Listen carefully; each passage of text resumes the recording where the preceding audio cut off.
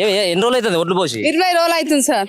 ఏమంటా ఉన్నారు? 20 రోజుల కాంచి రోజు పొద్దున సాయంత్రం తిరగడమే సరిపోతుంది.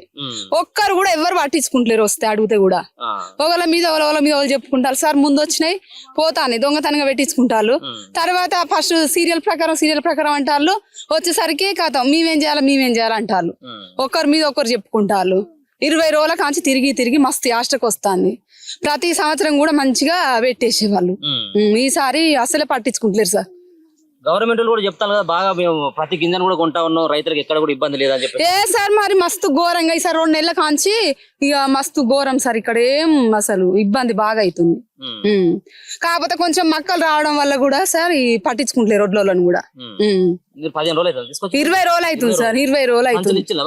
సంచులు ఇచ్చిళ్ళు సార్. నిన్న 20 రోజుల కాంచి తిరిగితే సంచులు ఇచ్చిండ్లు. నిన్న సాయంత్రం పెడతామన్నారు. మళ్ళా వచ్చి పొద్దున్న దాకా ఇన్నే ఉన్నాం సార్. మళ్ళీ ఇంటికి వెళ్ళిపోయినాం. మళ్ళా పొద్దున చీకటితో 5 గంటలకు లేచి వచ్చినాం. రోజు ఇదే పని.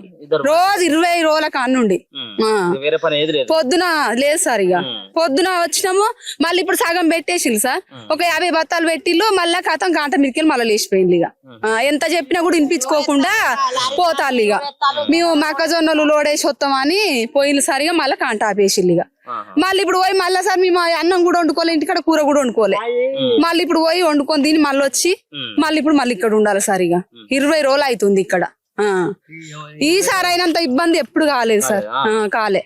గతంలో కేసీఆర్ గవర్నమెంట్ ఉన్నప్పుడు బాగుండేదా, ఇప్పుడు బాగుండేదా? అప్పుడే బాగుంది సార్. ఇంకా కాకపోతే అడగాలంటే ఈసారి మస్తు ఇబ్బంది అవుతుంది.